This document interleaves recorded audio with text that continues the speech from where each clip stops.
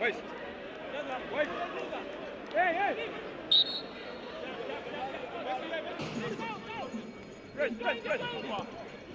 Ah, muy.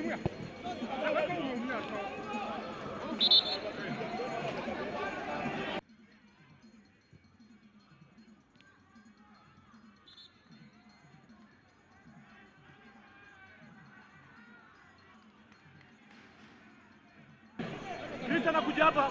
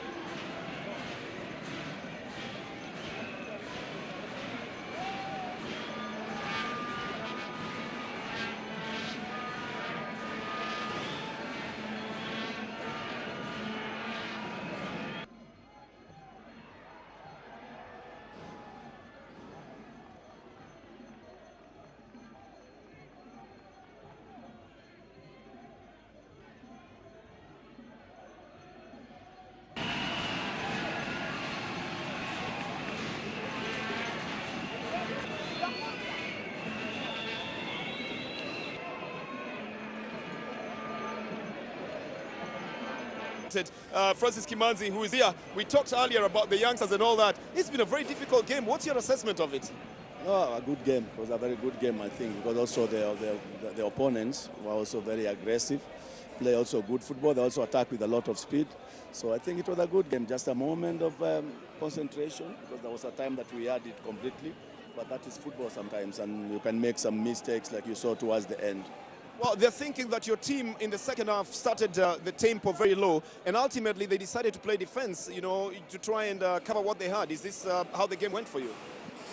It's difficult to take it from that point, because first of all you have to look at the standing results, and then you have to try and see if you can find out what have they brought in the second half. But then sometimes before you adapt to the new attacking strategy of the opponent, maybe you concede, maybe you are lucky sometimes. I think we were a few moments we were already lucky in the second half, and yeah, I think concentration was the key. But all in all, I think a good game.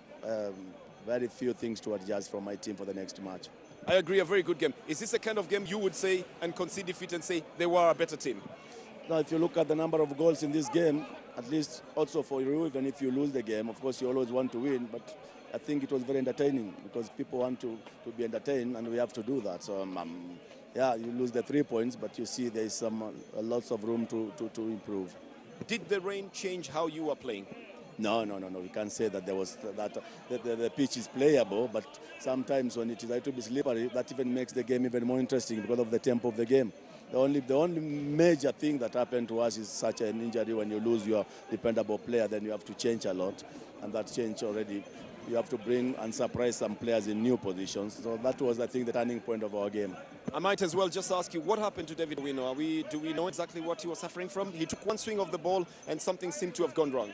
No, I think it was from the nasty tackle that he received. No, I think that was a sending off, because from that point, no intention of the ball, and it was an attack from behind. But I think he could not manage to handle that pain, especially when it is back pain.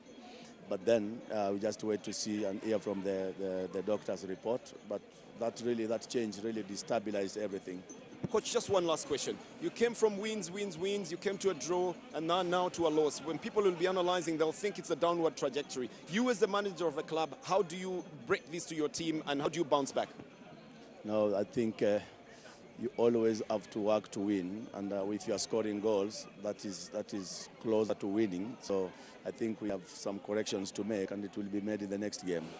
Thank you very much, Coach, and good luck in your next game.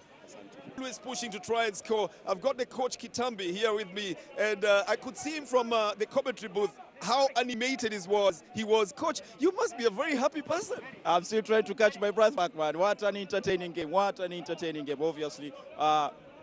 Great fighting spirit from the boys. I mean, we conceded, we literally gave the goals to Mathare. They didn't create any chance, and to fight back from 3-1 down, that's a massive fighting spirit. You have the strikers who are scoring the goals, but you have the defenders who are giving the gifts. Now, do you blame the defenders, or do you congratulate the strikers? Well, obviously, I as a coach have to take the blame for the goals that we conceded. But I encourage my players to play out from the back. These are things that will happen. We'll have to get back on the training ground and work on it. But great fighting spirit. Now, this one you have to tell me in person. Was this planned, or did Marvin just chance on that ball? He's a fantastic boy, mate. A fantastic boy, and what a fantastic goal. I mean, he's an incredible talent. But one thing I told my boys at halftime, I said, listen, I still believe we still got 2 goals in there. I believe we still got 2 goals in there. And the spirit that they came out with was just fantastic. I'm just worried about the short passes from the defenses, because all the goals came from those short passes. What are you going to do to change this? Yeah, obviously. I mean, we have to say, listen, as much as I would love us to play out from the back and it looks pretty on TV and so on, there are times whereby we need to clear that ball. Wanasema kwa Kiswahili, beki asifiwi.